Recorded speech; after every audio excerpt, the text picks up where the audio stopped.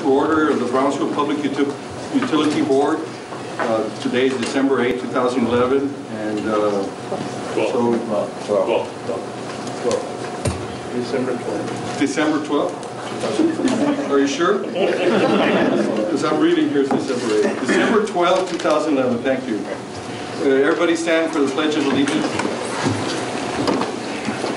I pledge allegiance to the flag of the United States of America and to the republic for which it stands, one nation, under God, indivisible, with liberty and justice for all.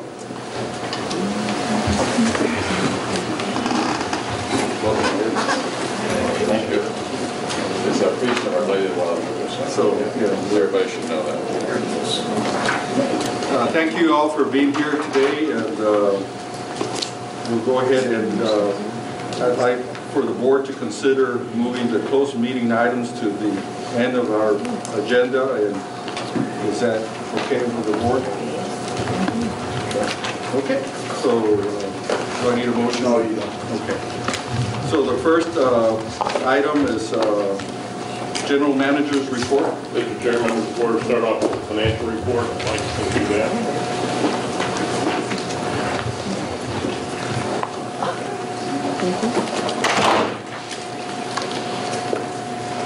Yes, good evening, Mr. Chairman, members of the board, Mayor. My name is Mike Bettis. I'm the Assistant Director of Finance, and I'll be presenting the financial statements for the month of October 2011. Net operating revenues for the month were $14,314,507 after adding other revenues, interest, and other non-operating income. Gross revenues were $14,782,000. After deducting out the fuel and energy costs, wholesale energy expenses, and SRWA expenses, the adjusted gross revenues were $10,308,104. After reducing that adjusted gross revenue by the total requirements and COB usage, the balance available to surplus was $4,848,987. PUB's portion of this, net of the COB usage, was $4,194,126. Of that, $897,656 was deposited into the CIP fund, leaving a balance in the improvement fund surplus of $3,296,470. The rest of the presentation is pretty much a graph, which I will skip. Does anybody have any questions? That concludes the financial statement. I had asked Mr. Pettis to keep the financial report kind of brief today, and so unless some of the board members have an in-depth question into our financial report. Okay, thank you, Mr. Pettis. Thank you. Our next item is the Project Share Golf Tournament report. This is the brief report on the outcome of that. Chairman, members of the board, we held our Project Share Golf Tournament on November 19th, and we have a brief presentation on the golf tournament.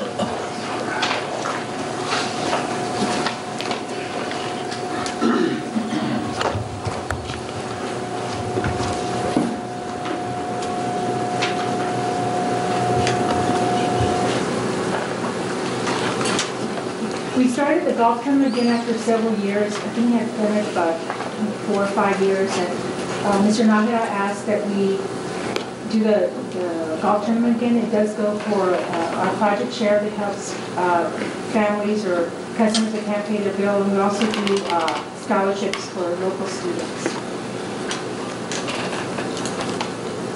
And we do select college-bound seniors from the Brownsville area high schools. And the only requirement that we have right now, they need to live in a household that has a PUB service. And PUB was a title sponsor. Our sponsorship was $40,000. We had 6 platinum sponsors, that's $5,000 each. We had 3 gold sponsors, I believe that was $2,500. And we had 6 silver sponsors. Our goal was $50,000, and our actual was $95,700. This was the first time that PUB had actually sponsored the tournament itself, being a title sponsor. Actually, this is a very good year. This is the best that we've done. The organizers were basically everyone in the Communication Administrative Services Division, included safety. We had our safety department that was involved as well, our records management department, and communications and PR department. This is my staff, and we were basically the department, the division that worked on the golf tournament. We also had a lot of volunteers throughout the company, and we have our volunteers here. They volunteer from getting up real early, making sure that we iced up the refreshments, to watching the hole, get hole watchers for the hole-in-one insurance. So these are all the staff members that helped out. We also had family members, husbands that helped out as well. So without these people, we couldn't have had a success.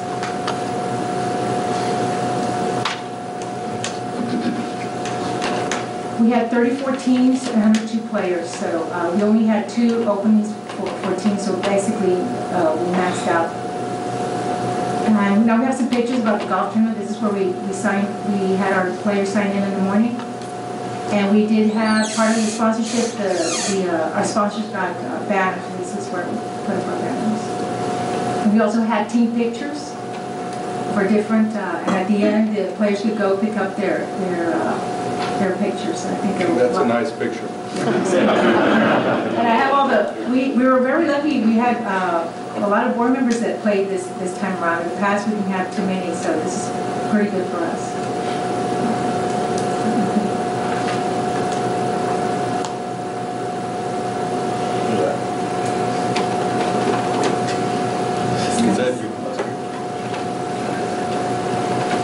We also had our employees that played as well. Our employees went out and got sponsorships. Usually the sponsorships are handled by our directors and managers. We also had employees who went out and got sponsorships, and because of that, they were able to play on teams as well. And also, like we said, they also helped ice the refreshments in the morning, very early in the morning. So,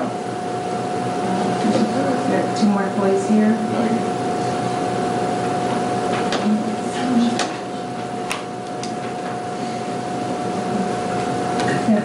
David also helped out with the refreshments early in the morning.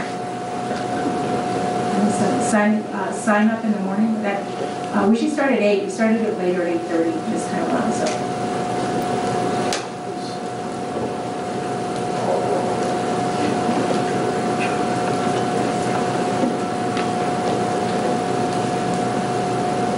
It's the large file, so it's kind of slow. There we go.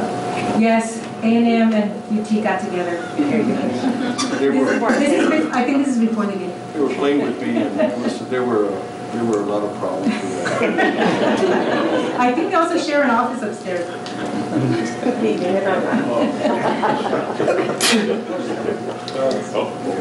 Who's that? The Boston.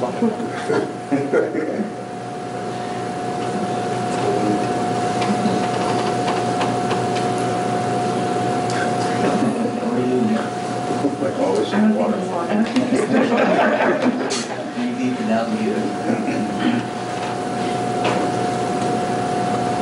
This is some of our volunteers. This is Valerie was our coordinator. She's the one that handled the teams and did most of the work for us. And that's her sister. She volunteered her sister as well.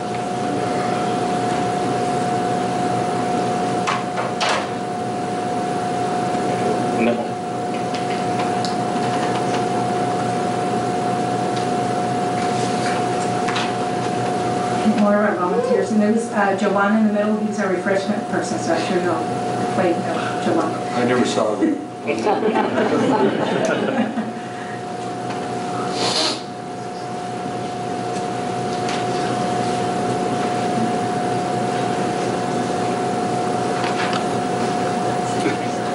You missed it. Is that your daughter? Yes. Our uniform.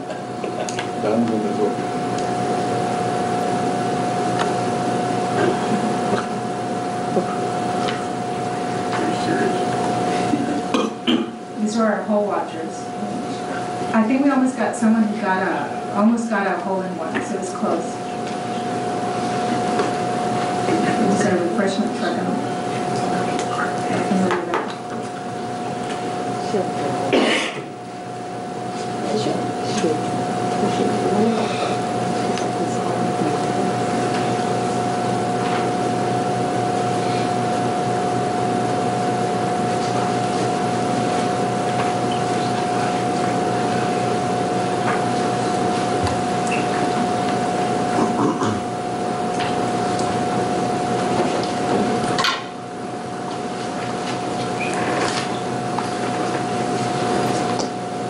This is our award ceremony.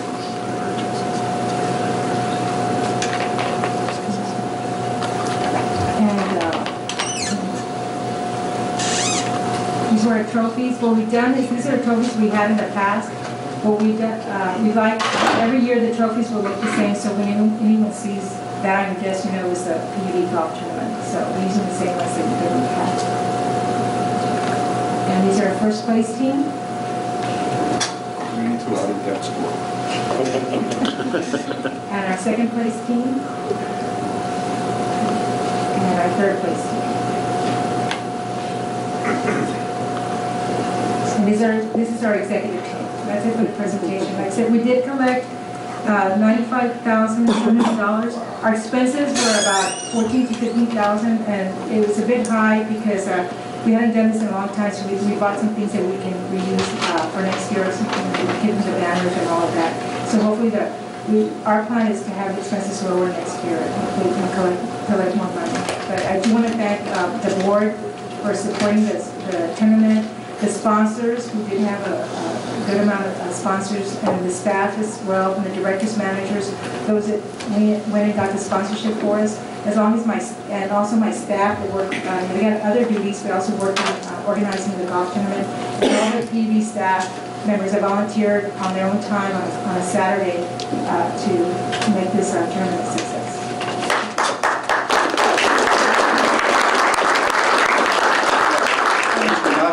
Initiated this golf tournament this year, and how you want to have any comments? No, I just want to thank all your staff as far as the support they give us out there, and especially all the people that donated. As far as, I mean, we never expected to raise $95,000, and it was for a very good cause. So I hope we can do it next year.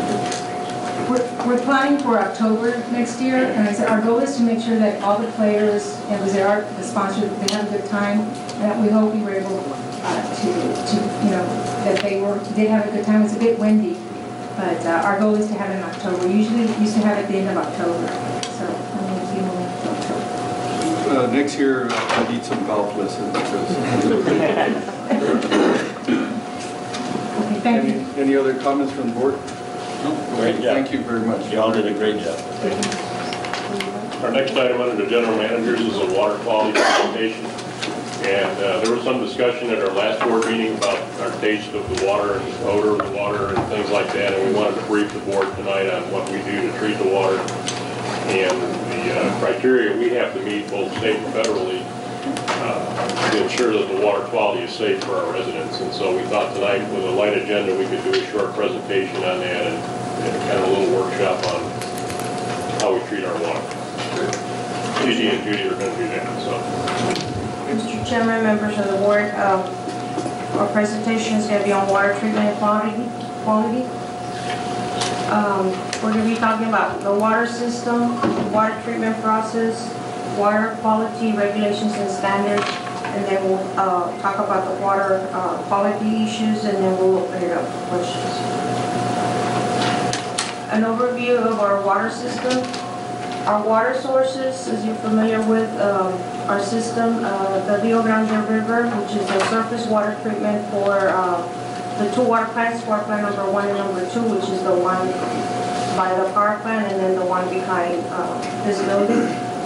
And then we have our wells, which is the 20 wells south of Rancho Viejo on the west side of the expressway. That's our brackish groundwater source for our Southwest Regional Water Plant.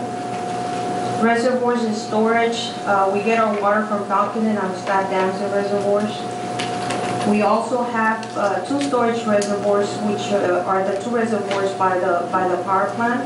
It's a total of 260 million gallons of capacity. Prior to 1990, we used to bring our water from water plant number 1 or the reservoirs to water plant number 2 through our resaca system. And then back in 1990, there was a 36-inch line that was built, and now we usually get our water from that line. Unless, in case of an emergency, we can always go back to the resaca system. During hurricane season, whenever we need to lower the resacas to help with flooding, we get our water from the resaca and we treat that water for water plant number 2. And that's how we lower the resaca system. Water treatment plants, again, we have water plant number 1 and number 2. They're both 20 million gallons per day capacity each. And then we have the Salmos Regional Water Authority. Again, brackish water desalination, 7.5 million gallons per day. Our distribution system, we have 4 elevated storage tanks, a total of 6 million gallon capacity. We have our Alton-Glore tank and the Martinol tank. Both of them are 2 million gallon capacity. And then we have the Salmos, the Broad, and the UTP tank. Both of them are 1 million gallon capacity. Distribution mains, we have a total of 628 miles. And they range from 6-inch pipes to about 36-inch pipes. And now Judy will be talking about the water treatment process. Chairman, members of the board, my name is Judy Adams. I'm the water treatment manager. I'm going to walk you through the water treatment process. This is a schematic of our water treatment system, starting on the left-hand side. We have 2 off-channel reservoirs, as Gigi mentioned. We pump water from the reservoirs and into the plant. And I'm going to work from the left side to go toward the right. The first thing that we do when we pump water from the reservoirs to the rapid mix, which is step number 1, we add chlorine dioxide. And chlorine dioxide is used to control taste and odor. And then we pump the water into this rapid mix. And this is where most of the chemicals are added and mixed in with the raw water. We're going to add chlorine and ammonia for disinfection. We're going to add sodium hydroxide for pH control, or caustic soda, as it's called. We're also going to add a chemical that's called a coagulant. This is a chemical that has a molecule. It's a very long molecule, has a lot of chains.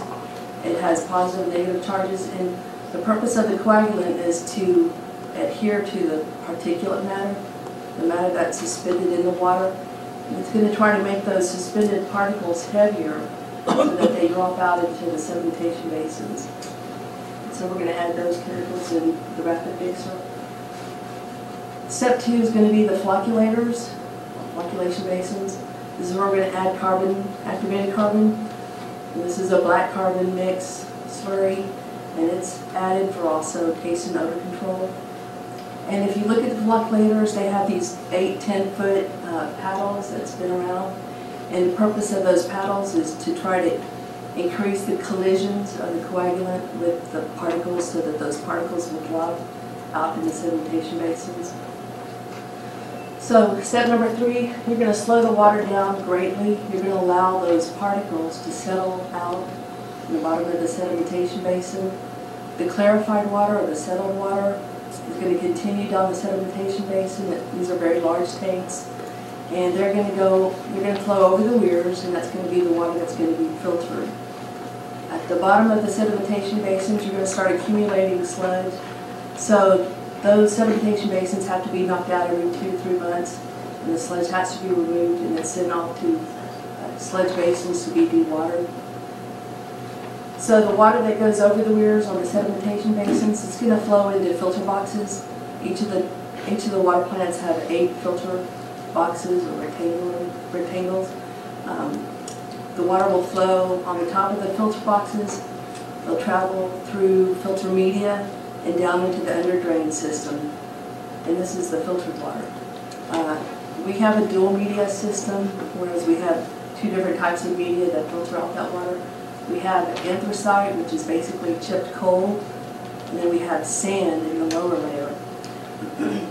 Excuse me, as the water is being filtered, some of the residual particles that didn't settle out in the sedimentation basin, they're going to be trapped or lodged in the pores of the dual media.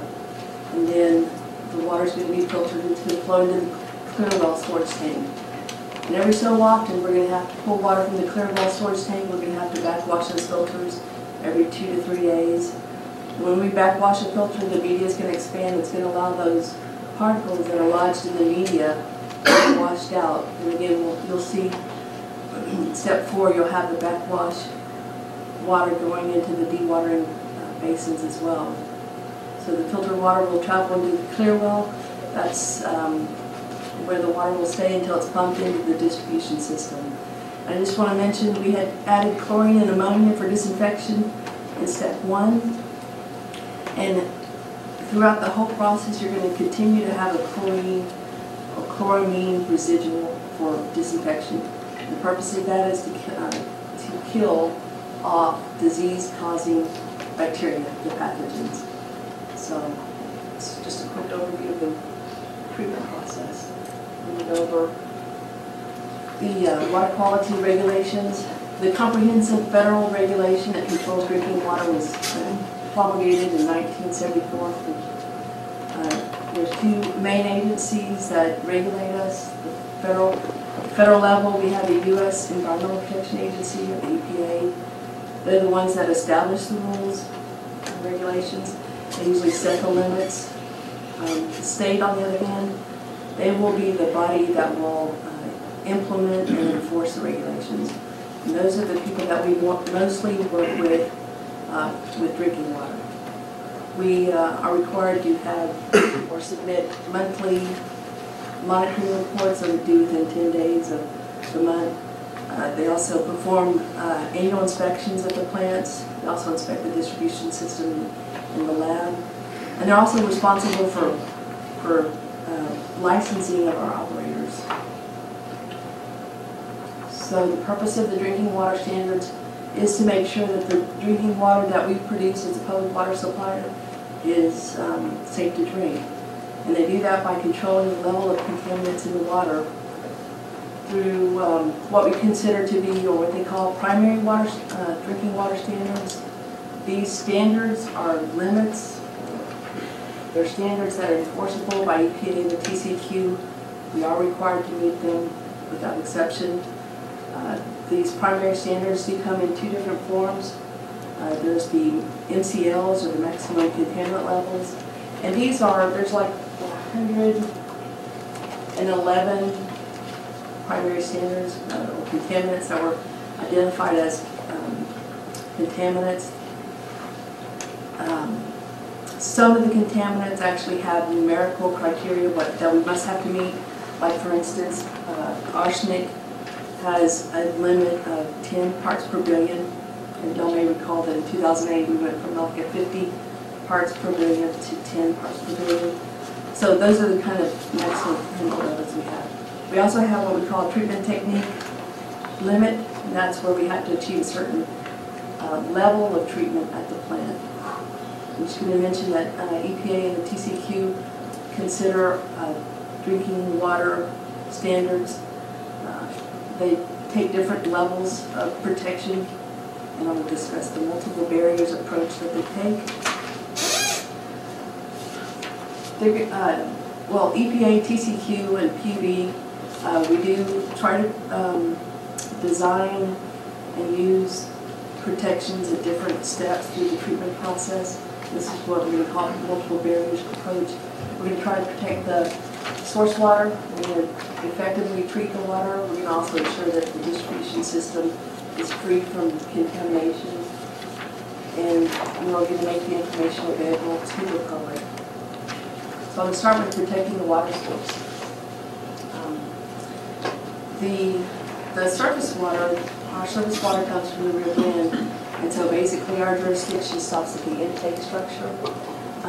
So we have to rely on state and federal agencies to protect our source water. TCQ has a program, source water protection program, where they limit the wastewater dischargers and the upstream users to protect the water that we use. In this case, since it's an international water, the International Boundary Water Commission will get involved with regulating the water quality issues.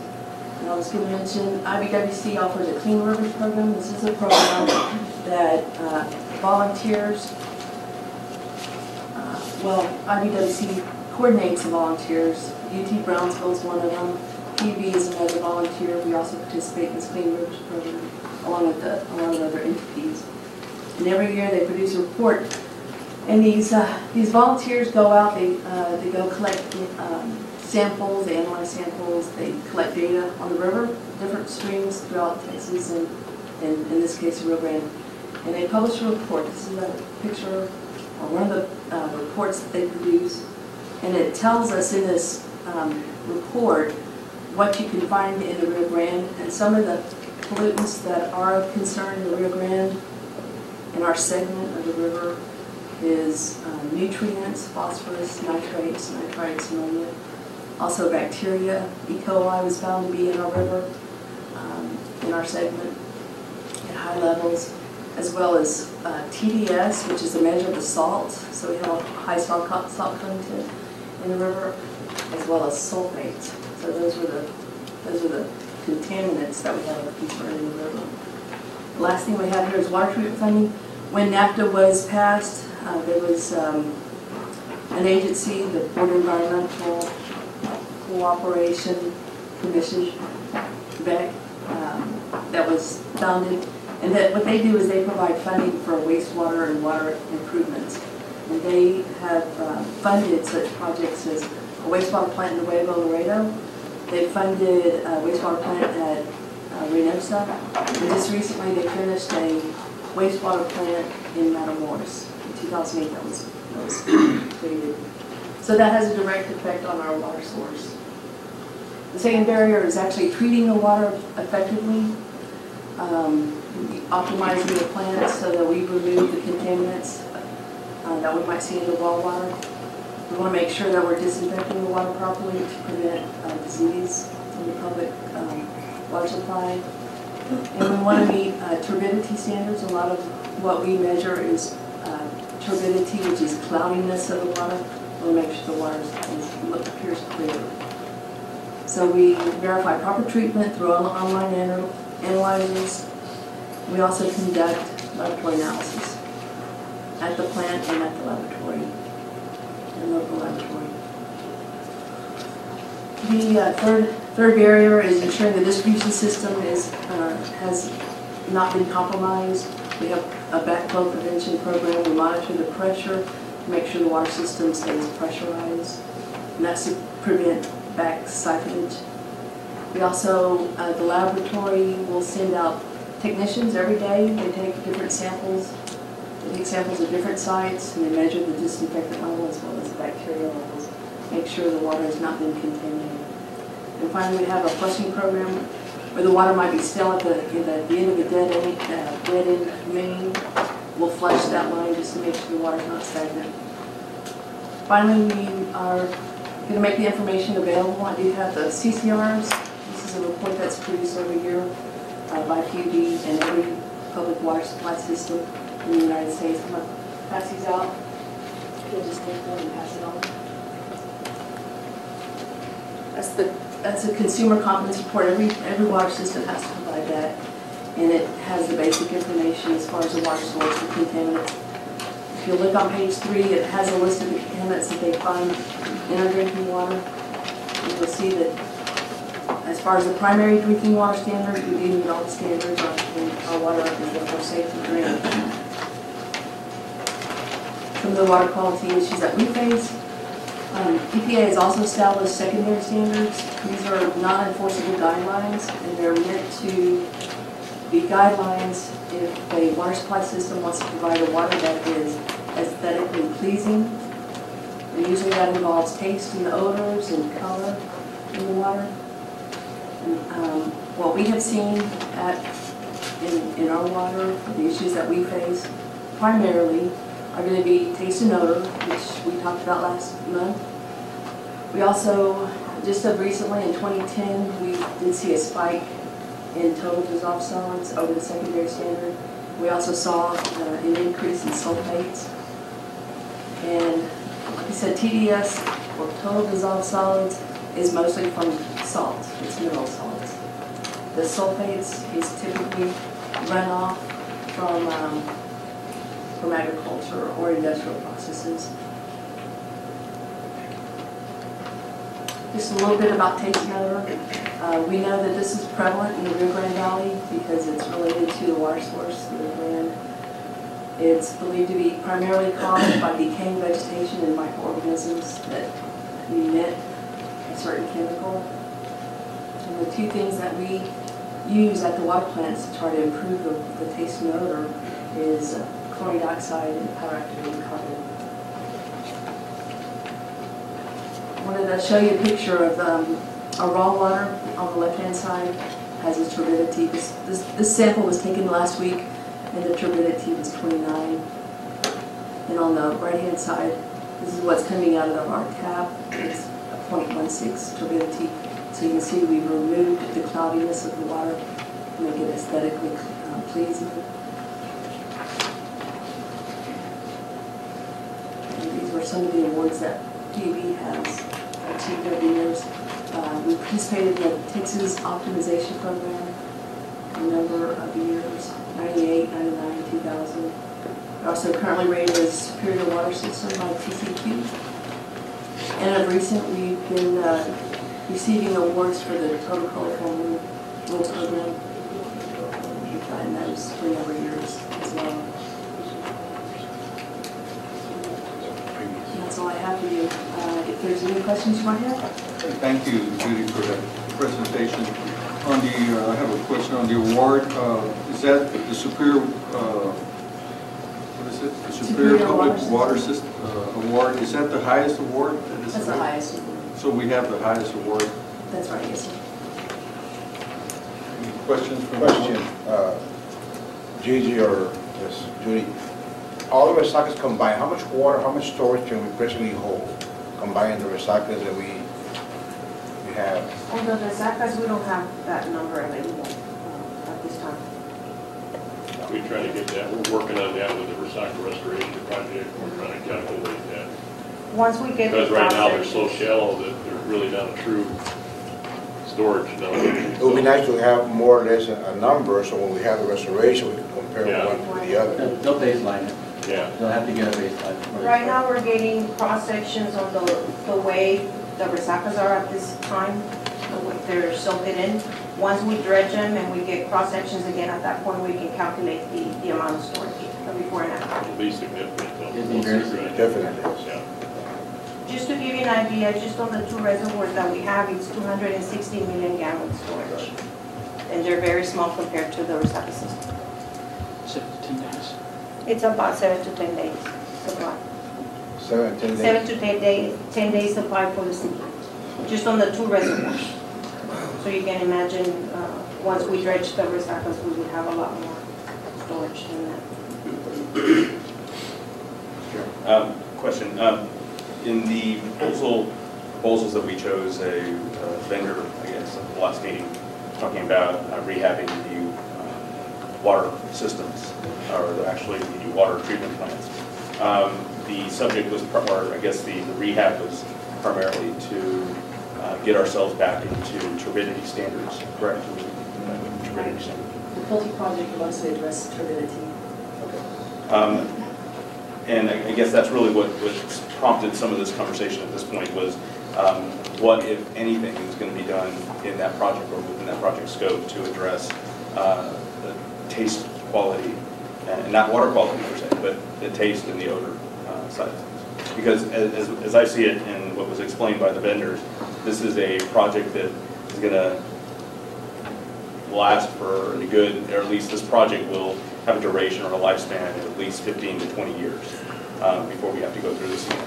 So unless we either make that part of that current scope that's only addressing turbidity, then what else are we going to be doing either now or in the near future to address the taste and the odor of the water that is being produced? Well, the filter project, the filter rehab project, will not be addressing too much taste and odor, although we expect some improvement, maybe temporarily, because you're going to make the water clearer, but really it doesn't address taste and odor. That would have to be a separate or amended scope of work. We want to consider that. Yeah, we'll look at that scope with the vendor and have that as part of it. When we bring that to the board next month for approvals, we'll address that.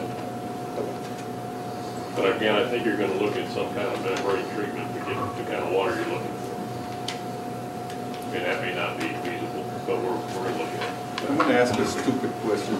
You all have water tasting individuals that taste water and say, this tastes good or this tastes bad? Or how do you figure that There out? is actually a ton test, which is the threshold odor number, that's what they call it. And we have actually sent our water out for this ton test.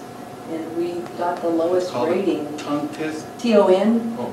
threshold Tongue test. odor number. And we actually came back a very low number. So we have had a, I guess, contest between the plants to try to see which one might have a better taste. So we've had our own taste contests.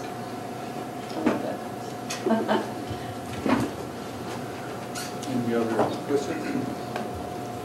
Okay, very good presentation. Thank you, Gigi and Judy.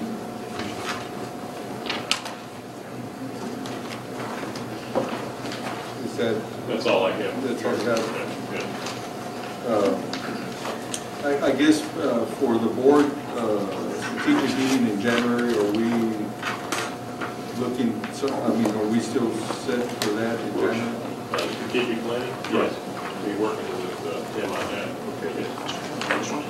Okay, the next particular item, discussion and possible action to request proposal for professional and other outside services utilized by the Brownsville Public Utility Board, Mr. Vasquez and Mr. Garcia.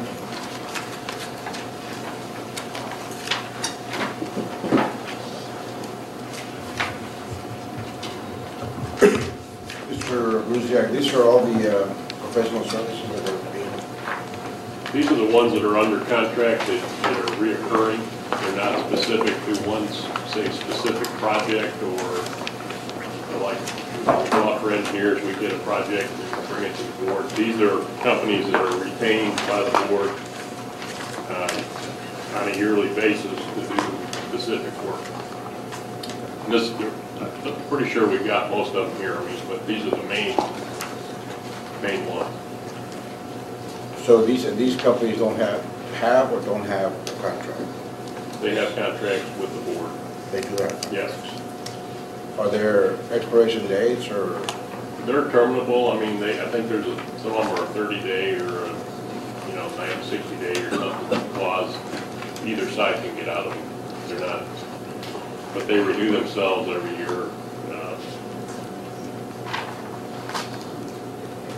We have quite a bit of companies that are here, agencies, companies. I'd like to see us go out there and have an RFP for the benefit of periodical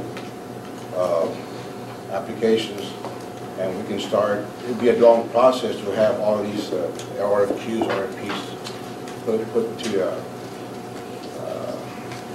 to inquire. So I'd recommend that we start with legal. Garcia? I would. And so, okay, Mr. Chairman, can you clarify for your statement? You mentioned that you wanted to... Yes. I asked Mr. Bruziak to identify all the companies that we do business with, professional services, and for to be fair and equitable, and to ensure we have periodical RFPs. I'd like for us to start with legal and then visit the other agencies and go along. Let me clarify something, Mr. Brusick. These are all professional services that we get qualifications on all these companies that provide professional services? Correct. And so how do we qualify our professional services?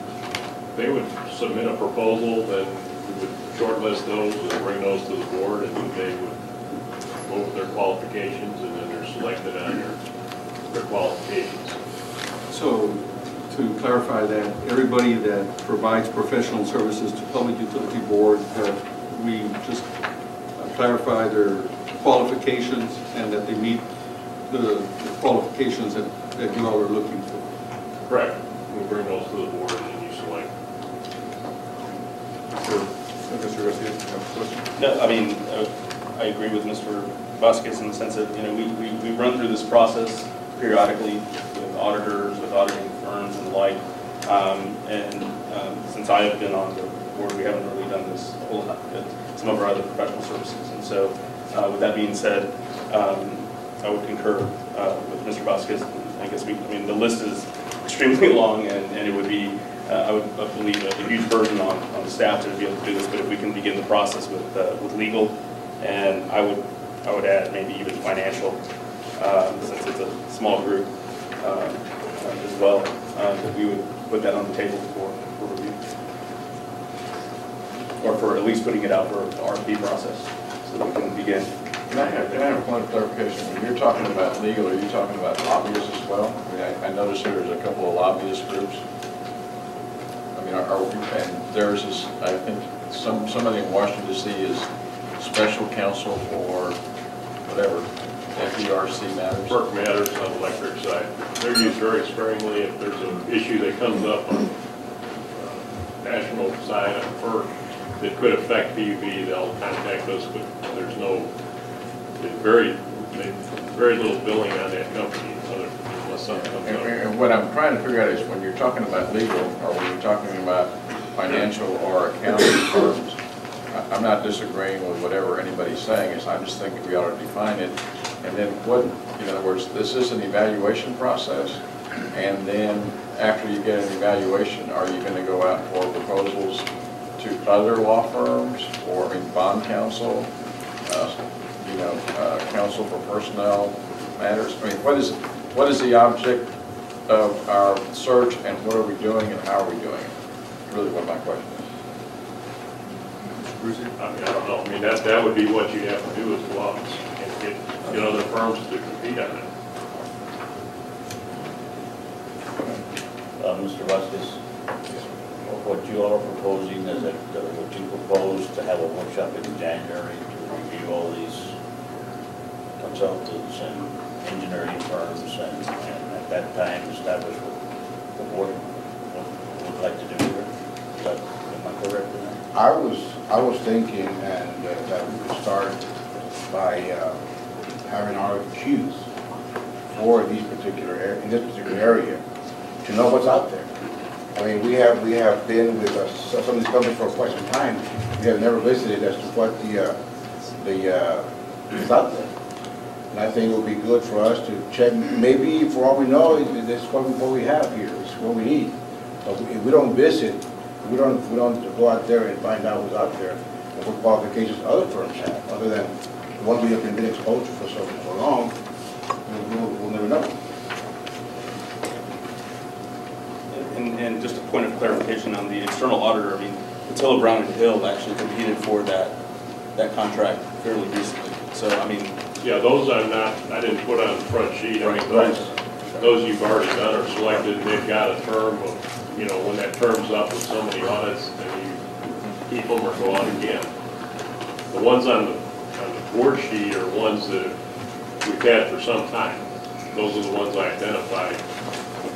John Davidson's worked for us for 20, 30 years. Strata Hinojosa's been with us for quite a while. Those are the ones that reoccurring every year that we got. The other sheets are just ones that we've used, but those we don't need to do anything on it because they're on a case-by-case project basis. And so you're really looking at legal fees, bond counsel, financial advisor, lobbyists. You want to cut through it. Those are the ones. That's what I was trying to get at. Those are the ones that you can look at, or what I've identified on the sheet here. And when you but I do agree, don't do them all. It's going to be a major undertaking, one for us to develop the RFP and for the board to go through that interview process. So if we could do them, like I say, if you want to do legal first, and we do the legal, we got board counsel and we got special counsel. Those are two separate animals there. I'm sorry. Go ahead. The special counsels very specialized work in this business. And there's very few people that do that kind of work. A lobbyist, there's a million of them, you know, but, you know, again, It's going to be quite an undertaking, is what I'm saying. It looks like to me that we're going to have to sit down and analyze, first of all, you know, what services are being provided, what's the cost of those services, how long have we done it, evaluation of their services in the previous points, and then what other alternatives are out there. That's a pretty exhaustive. You're exactly right. That's an exhaustive exercise, which I'm not saying do not undertake, but it's not going to be an overnight process. No, it's not. And then the other thing I think that we should consider is if in fact you have, you know, some services that are being provided, is there a point in time where you look at, okay, what your cost is it more cost effective to go in-house and hire someone to do it in-house versus outsourcing to someone else? I mean, I think that's, or do you make some of those, you know, services that are now being provided by council, do you make them in-house? Yeah, I think it's a whole world of stuff, Right. if you will, and I don't disagree with it. I just said the undertaking is a Herculean task. And I think we should start something, Chairman, I think we should start somewhere.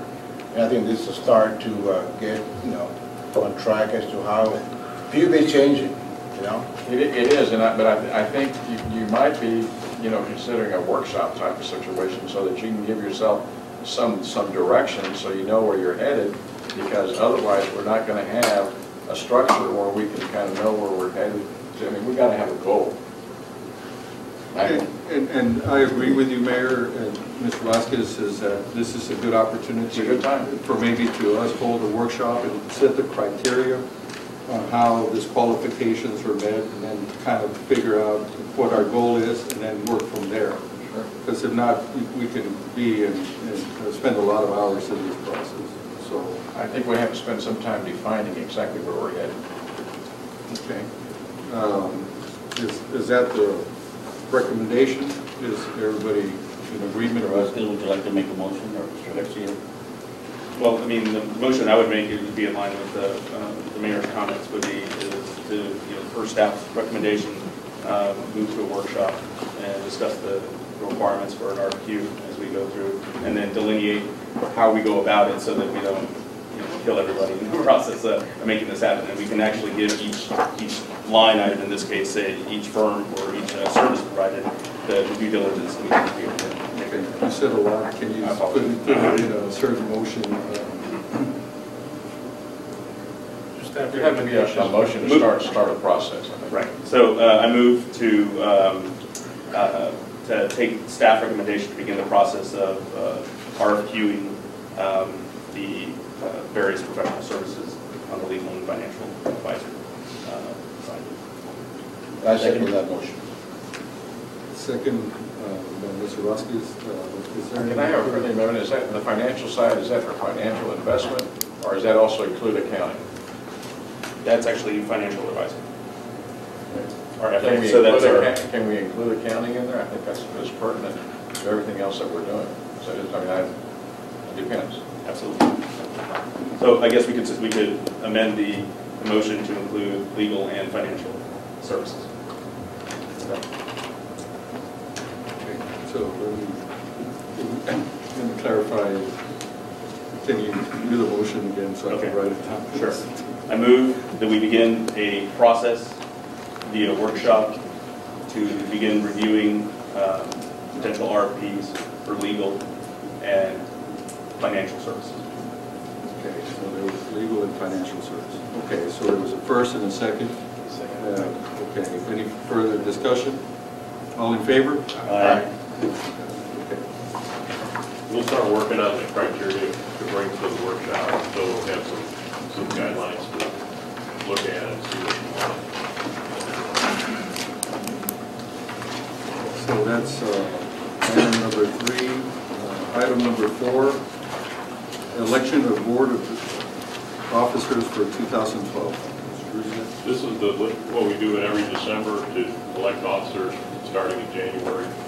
Usually done last item of the meeting on December a list of the current board members and their positions, and it's up to the discretion of the board on how the officers are elected.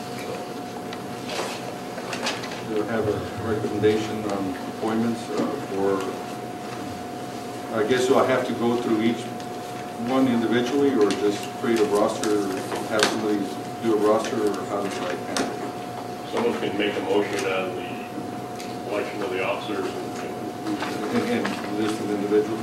Okay. vote on that. Okay, I'm open for motion to election of board officers for 2012.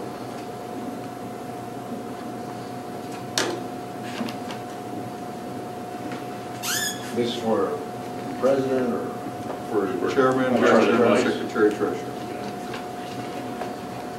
I move that we appoint Mr. Dr. David Morales, chairman. I'll second. There's a motion to approve Dr. David Morales as chairman, and second by Mr. Garcia. Any discussion? Well, you have to ask if there's other nominations. There can be other nominations. Oh, is there any other nominations? Well, I move that Mr. Hinojosa, since he's vice chairman, be moved up to chairmanship.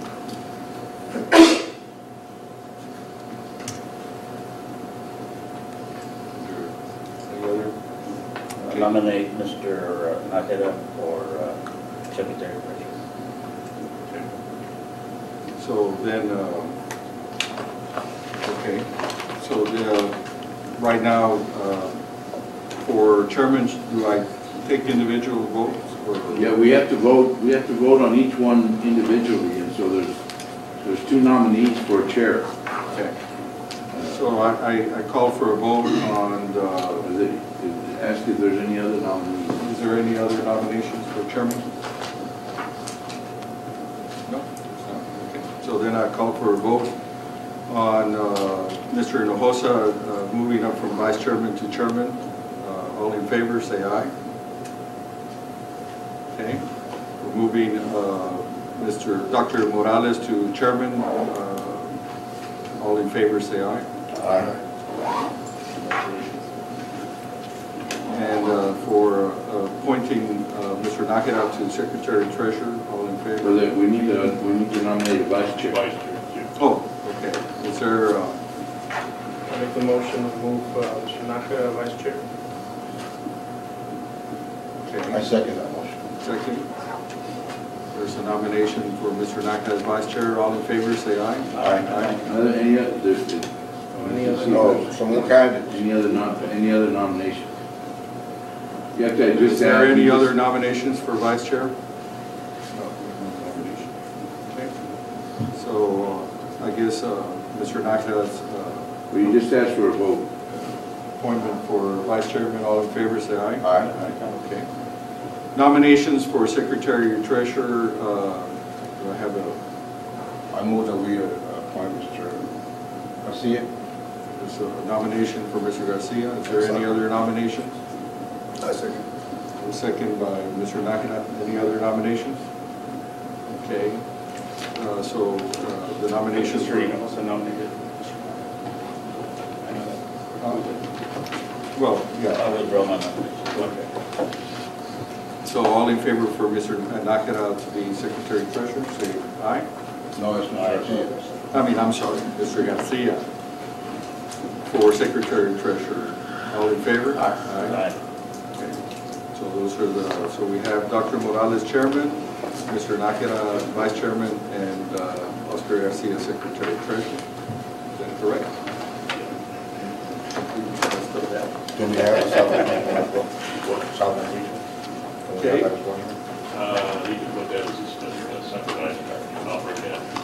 So now, the next item on the agenda is to move into closed session pursuant to Texas Government Code 551-071. Do I have a motion? Mr. Chair, are you going to have anybody from the public? I don't know if anybody signed up. Is there, I'm sorry. Public comments. Is there any public comments? No. Okay. Consent. Oh, okay. Before we go into closed meeting, let's go ahead and vote on the consent items. Do consent items 1 through 7, unless you want to pull anyone out for discussion. Do I have a motion to approve consent items? First by Mr. Nakata, second by Mr. Nabosa. Any discussion? All in favor? Aye. Okay, all consent items. Okay, now I'll entertain a motion to go into closed meeting pursuant to Texas Government Code 55171. Mr. Vasquez, second by Dr. Morales, all in favor? Aye. Thank you.